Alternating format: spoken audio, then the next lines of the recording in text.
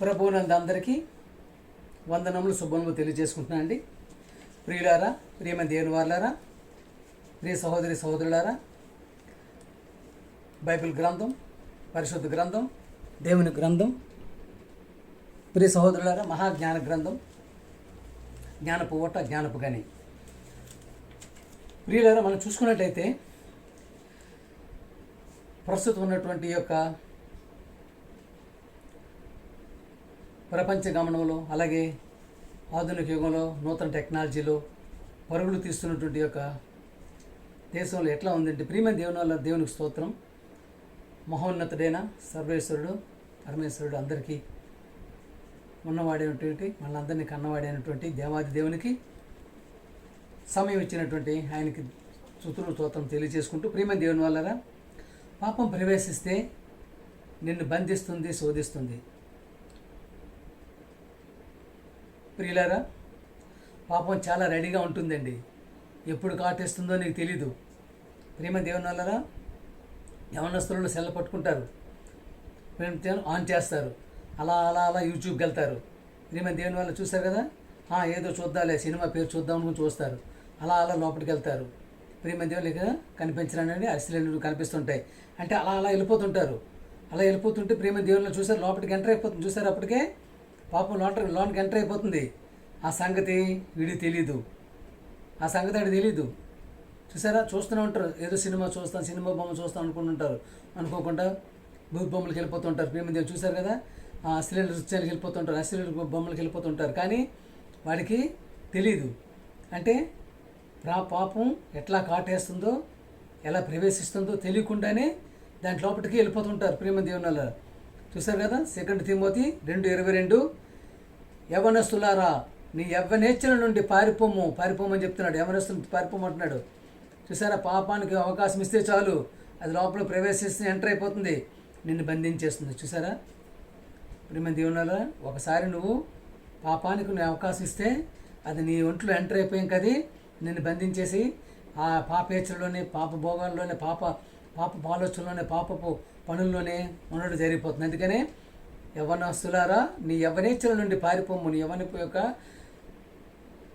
యవ్వనేచ్ఛలు అంటే చూసారు కదా, యవ్వనేచ్ఛలు ఎవరెప్పుడు ఎటువంటి చెడు తలంపులు, చెడు కోరుకుంటే వాటి నుంచి దూరంగా వెళ్ళిపోమంటున్నారు, దూరంగా పారిపోమంటున్నారు. అట్లా పారిపోతేనే పాపానికి నువ్వు అవకాశం ఇవ్వలేని వారు అవుతావు. ప్రేమ దేవుని. అందుకనే ఒకసారి నువ్వు పాపానికి అవకాశం ఇస్తే అది లోనికి ఎంటర్ అయిందంటే ఇంకా నేను బంధించేస్తుంది.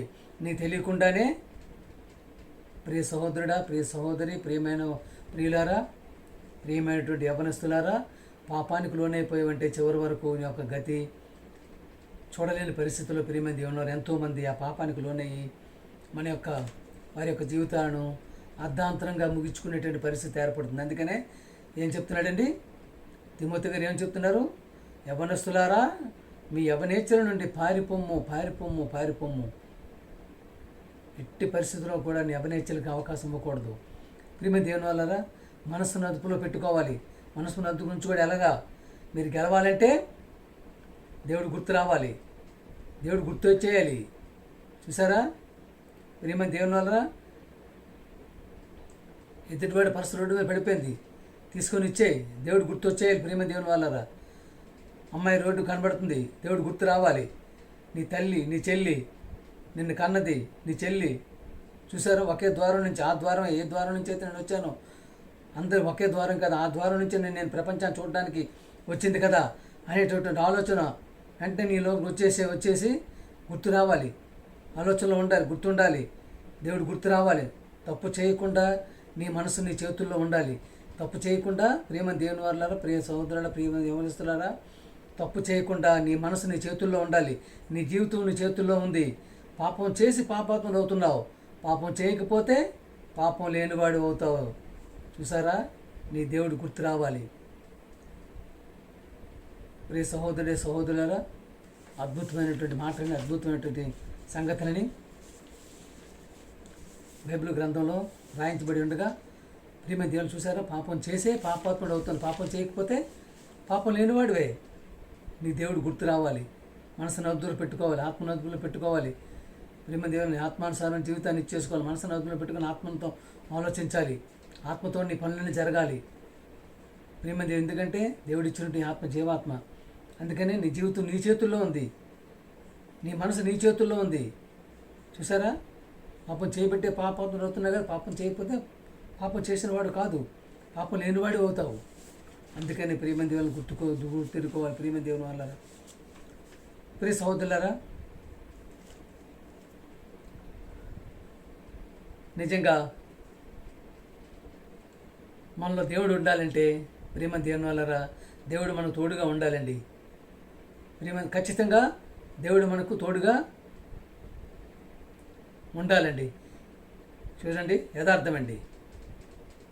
ఆత్మను రక్షించడానికి యథార్థంగా ప్రేమ దేవుని వల్ల పని చేసుకుంటా వెళ్ళాలి. ఆత్మను రక్షించడానికి యథార్థంగా పని చేసుకుంటూ వెళ్ళాలి.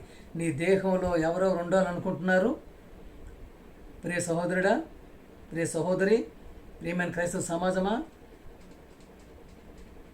ఎవరెవరు ఉండాలనుకుంటున్నారండి నీ దేహంలో? మన దేహంలో యోహాను సువార్త 14:23 చూసుకున్నట్టయితే, ప్రియ సహోదరులారా, ఎవరెవరు ఉండాలనుకుంటున్నారండి?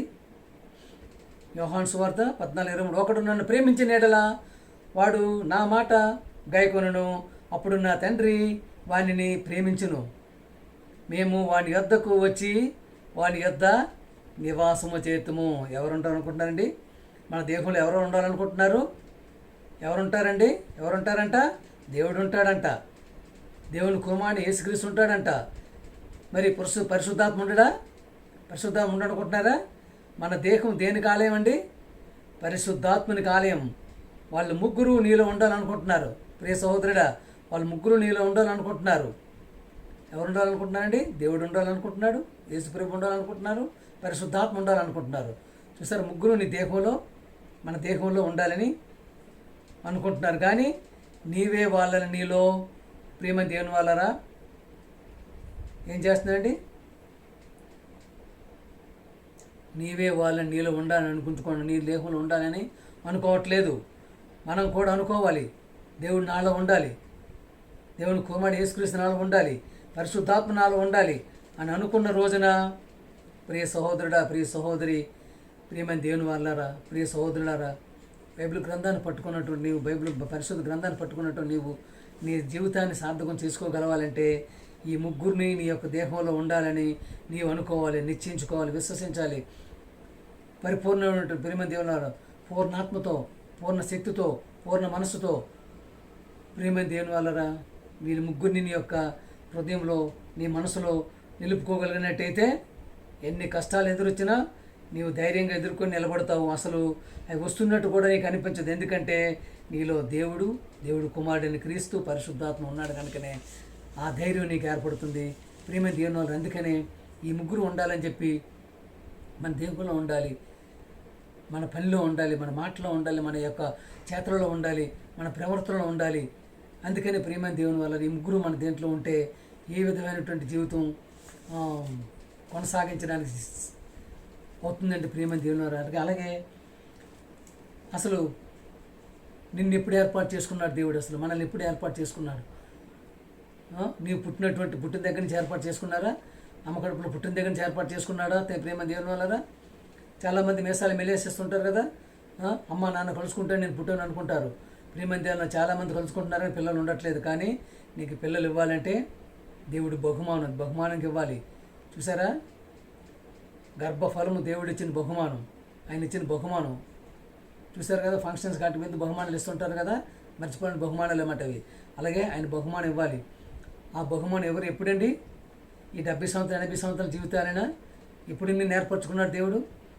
ఎప్పుడు నిన్ను భూమి మీద పంపడానికి నిర్ణయించుకున్నాడు? ఎఫెసీ 1:4-6 ఎట్లనగా తన ప్రియునియందు తాను ఉచితముగా మనకు అనుగ్రహించిన తన కృపామేఘముకు కీర్తి కలిగినట్లు తన చిత్ర ప్రకారమైన దయాసంకల్పము చొప్పున యేసుక్రీస్తు ద్వారా తనకు కుమారులుగా స్వీకరించుటకై మనలను ముందుగా తన కోసం నిర్ణయించుకొని మనం ఆయన ఎదుట, తన ఎదుట, దేవుని ఎదుట పరిశుద్ధంగా ఉండాలి, నిర్దోషులము, ఏ దోషం లేని వాళ్ళుగా ఉండాలని జగత్తు పునాది వేయబడక మునిపే ప్రియులారా, ప్రియమైన దేవుని వాళ్ళారా, ప్రియ సహోదరులారా, ప్రియమైన క్రైస్తవ సమాజమా, చూసావా? ఈరోజే నువ్వేదో వచ్చేస్తావు అనుకుంటున్నావు, ఈరోజే పుట్టాను అనుకుంటున్నావు, తల్లి కడుపు నుంచి బయటకు వచ్చేసిన తర్వాత నా జీవితం అనుకుంటున్నావు, 70-80 సంవత్సరాల జీవితం అనుకుంటున్నావు, విలాసవంతమైన జీవితం అనుకుంటున్నావు. కానీ ఎప్పుడు నిన్ను ఏర్పాటు చేసుకున్నారు ఆయన ఎదురు నువ్వు ఎలాగ ఉండాలి? పరిశుద్ధంగా ఉండాలి. ఎందుకంటే మన దేవుడు పరిశుద్ధుడు కనుక నువ్వు పరిశుద్ధంగా ఉండాలి. ప్రేమ దేవుని వలరా ఆయన నీతిమంతుడిగా నువ్వు నీతిమంతుడిగా ఉండాలి, ఆయన సత్యమంతుడిగా నువ్వు సత్యమంతుడిగా ఉండాలి, సత్యంతో కలిపి ఉండాలి. అందుకని ఎప్పుడు ఏర్పాటు చేసుకున్నారండి? జగత్తు పుట్టలేదు, విశ్వం పుట్టలేదు, భూమి పుట్టలేదు, ఏం పుట్టలేదు ప్రేమ దేవుని వలరా. అప్పుడు నిన్ను ఏర్పాటు చేసుకున్నారు. జగత్తు పునాది వేయబడక ముందే ప్రేమ చేత క్రీస్తులో మనల్ని ఏర్పాటు చేసుకొని చూసారా? ఆయన కుమారునితో మనల్ని ఏర్పాటు చేసుకున్నారు. చూసారా? ఒకైక కుమారుడు తన ప్రియ కుమారుడు యేసుక్రీస్తులో మనల్ని ఏర్పాటు చేసుకున్నారు. ఈరోజు వచ్చామనుకుంటున్నావా? ఇప్పుడు వచ్చామనుకుంటున్నావా? ప్రియ సహోదరుడా, ప్రియ సహోదరి, ప్రియులారా, ప్రియమైన దేవుని వారలారా, ఇదేనా? బైబిల్ గ్రంథాన్ని అంత లోతులో చదివితేనే కానీ ఏ ఒక్కరికి అర్థమయ్యే పరిస్థితి ఉండదు. అందుకనే ఇటువంటి అద్భుతమైనటువంటి వాక్యాలు చెబుతూ ప్రియమైన దైవజనుడు వాక్యాన్ని వెదజల్లే ప్రయత్నం చేస్తేనే, ఎందుకంటే బైబిల్లో ఉన్నటువంటి సారాంశాన్ని చెప్పకుండా ఏదో కల్పనా కథలు, కట్టుకథలు, ఆ కథలు, ఈ కథలు చెప్పేసి మాకు ఉన్నాయి, ఈ మహిమలు ఉన్నాయి, ఆ మహిమలు ఉన్నాయి, అద్భుతాలు చేసేస్తాము, స్వస్థతలు చేసేస్తాము అని చెప్పేసి ప్రజల్ని మభ్యపెట్టి మాయ చేసి చెప్పేటటువంటి పరిస్థితులు తీసుకెళ్లి చివరికి వచ్చేటప్పటికి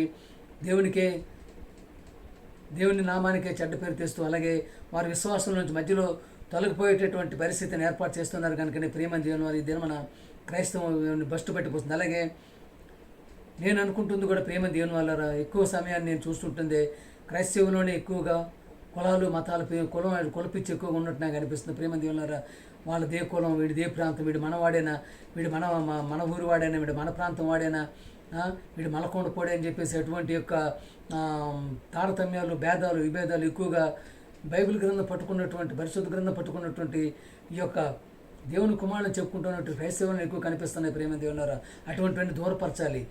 ఎందుకంటే సర్వ సృష్టికి వెళ్ళి సువార్తను సర్వలోకానికి వెళ్ళి సర్వ సృష్టికి వెళ్ళి సువార్తను ప్రకటించమని చెప్పినటువంటి ఆ యొక్క మహోన్నతుడు, శకపురుషుడు, యుగపురుషుడు, లోక రక్షకుడు, పాప విమోచకుడు యేసుప్రభు చెప్పిన మాటకి ఎంతవరకు మనం కట్టుబడి ఉంటున్నాం.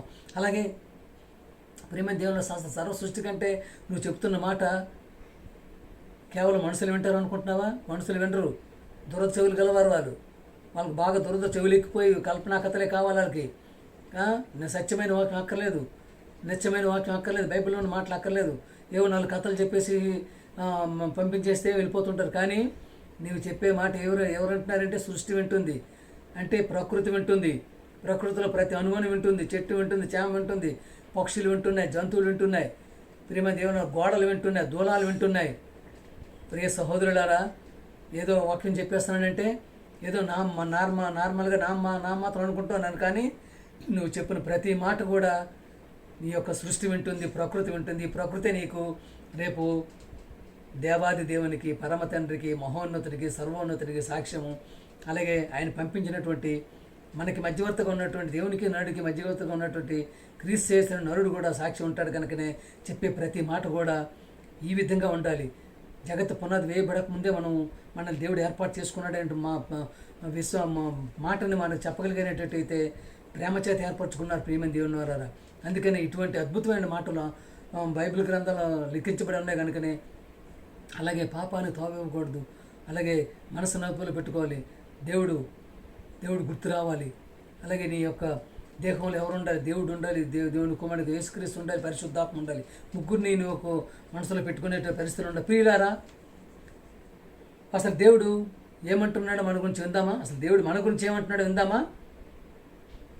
ప్రియమైన దేవుని వారా, 1 పేతురు 2వ అధ్యాయం 9వ వచనం. 1 పేతురు 2వ అధ్యాయం 9వ వచనం. ఏర్పరచబడిన వంశమును, రాజులైన యాజక సమూహం అంట. చూసారా? రాజులైన యాజక సమూహమును, పరిశుద్ధ జనమును, దేవుని శుద్ధి అనే ప్రజలోనే ఉన్నారు. చూసారా? ఎవరండి మనం? ఇది ఆసామాసి అనుకుంటున్నావా? క్రైస్తవుడు అంటే ఏదో దీనికి అనుకుంటున్నావా? అంటరా అనవని, ముట్టరా అనవని, దోమని, చీమని, పురుగుని, పేడని, పెంటని అనుకుంటున్నావా? ప్రియ సహోదరుడా, ఏర్పరచబడిన వంశము నువ్వు, దేవుడు ఏర్పాటు చేసుకున్న వంశము నువ్వు, రాజులేని చూసారు, రాజువు నువ్వు, రాజులేని యాచక సమూహము చూసారా, రాచరికం ఉంది నీకు, రాచరికం ఇచ్చినాడు చూసారు, యాచక సమూహం చూసారా, రాజులేని యాచక సమూహం నువ్వు రాజువి. అలాగే పరిశుద్ధుడివి, పరిశుద్ధ జనము, పరిశుద్ధమైన జనం నువ్వు, పరిశుద్ధుడివి. అలాగే దేవుడి సొత్తైన ప్రజలు, దేవుడు ఏర్పరచుకున్న ప్రజలు నువ్వు. అంత తేలికైనటు వ్యక్తి కాదు క్రైస్తవుడు అంటే, అంత చిన్న వ్యక్తి కాదు క్రైస్తవుడు అంటే. ప్రియమైన దేవుని వారు క్రైస్తవుని చూసి అవతల వ్యక్తి అయ్యో వస్తున్నాడని భయపడిన పరిస్థితిలో ఉండాలి. ఈయన దేవుని కుమారుడు, దేవుని యొక్క మాటలే చెప్తాడు, దేవుని పాటలే చెప్తాడు, దేవుని యొక్క మార్గంలో ఉన్నాడు, ఈయన చూస్తుంటే దేవుని చూసినట్టు ఉండాలి అనేటువంటి ప్రయత్నం మన యొక్క ముఖవచ్చస్సులోనే తెలిసిపోవాలి. ప్రియ సహోదరుడా సహోదరులు, ఆ విధంగా ఉండగలిగే పరిస్థితులు ఉండగలుగుతున్నామా? అట్టి విధంగా మన ప్రవర్తన నియమాలు ఉంటుందా? ఎదుటి వ్యక్తిని ప్రేమించేవారుగా, నిన్నుని పురుగుని ప్రేమించేవారుగా మన యొక్క ప్రవర్తన నియమాలు ఉంటుందా చూసుకోగలిగినట్టయితే అద్భుతమైనటువంటి సంగతులు, అద్భుతమైన మాటలు, తుంటి తేనె తారల కన్నా మధురమైనటువంటి మాటలని పలికినటువంటి వాక్ అయినటువంటి యేసుప్రభు గారు, యేసుక్రీస్తు గారి మాటల్ని ప్రతి ఒక్కరు కూడా చెవిలో పెట్టుకొని, ప్రేమ దేవుని మనసులో ఉంచుకొని, అలాగే ముగ్గురిని కూడా నీ దేహంలో ఉంచుకొని నీ యొక్క జీవితాన్ని 3 పువ్వులు 6 కాయలుగా, అలాగే నిత్య కళ్యాణం పచ్చ తోరణంగా చేసుకోవాలని చెప్పి కోరుకుంటూ, చివరి వరకు దేవుని మార్గంలో ఉండాలని చెప్పి, దేవుని యొక్క సంకల్పంలో ఉండాలి, ఆయన యొక్క ప్రణాళికలో ఉండాలి, ఆయన యొక్క ఉద్దేశాన్ని నెరవేర్చే వారిగా ఉండాలని చెప్పి కోరుకుంటున్నాను. ప్రేమ దేవుని వారు అందరికీ వందనాలు. పాట పాడుకుందామని.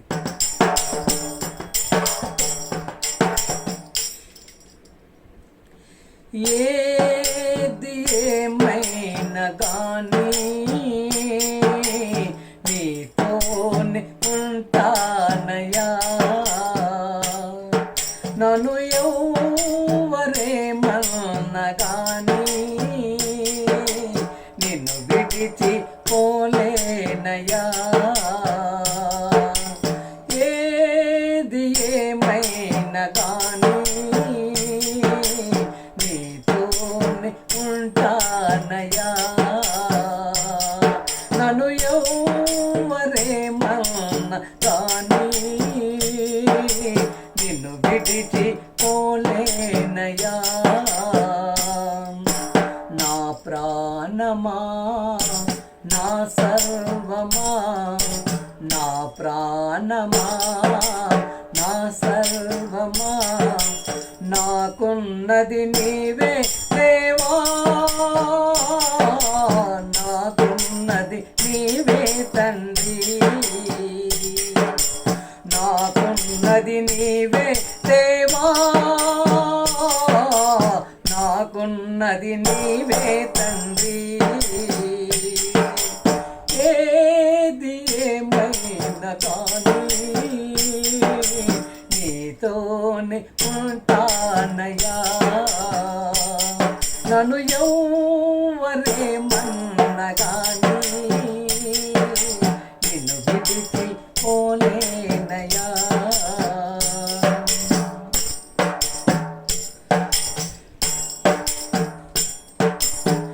నీవు లేని భవనములు వద్దయా, నీతో ఉన్న గుడారమే చాలయ్యా. నీవు లేని భవనములు వద్దయా, నీతో ఉన్న గుడారమే చాలయ్యా.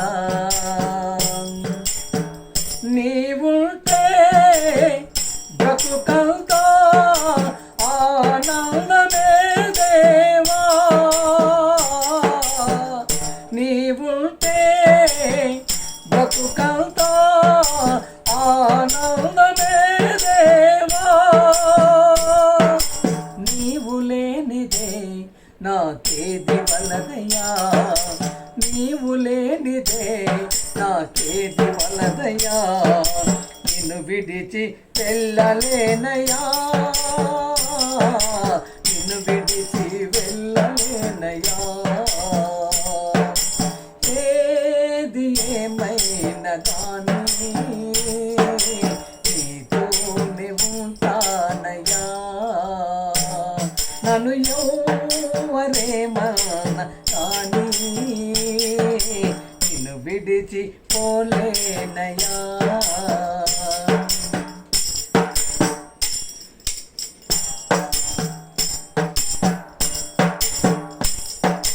లోకాశ లోకాశలు నన్ను పిలచినా, లోకపు శ్రమలు అడ్డుగా నిలచినా,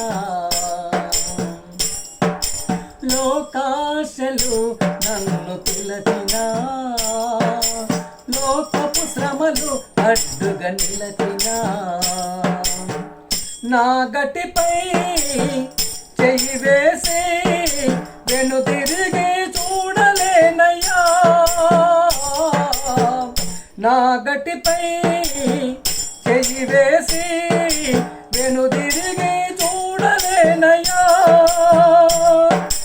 నా గమ్యము నీవేనని, నా గమ్యము నీవేనని సహనముతో సాగెద దేవా,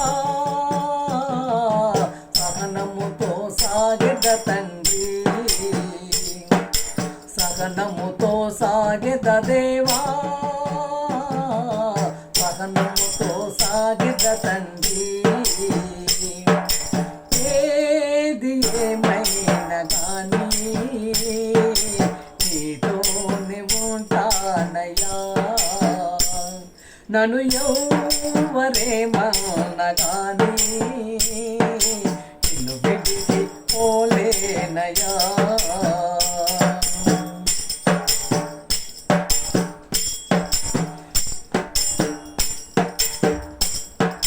నీవు లేని ఘనతలు నాకొద్దయా, నీ పాద సన్నిధి నాకు చాలయా, నీవు లేని ఘనతలు నాకొద్దయా, నీ పాద సన్నిధి నాకు చాలయా, నిన్ను విడచి ఎక్కడికి వెళ్ళగలను నేను దేవా, నిన్ను విడచి ఎక్కడికి వెళ్ళగలను నేను తండ్రి, నా ఘనతంతయు నీవే కదా, నా ఘనతంతయు నీవే కదా, నీతోనే ఉంటా దేవా,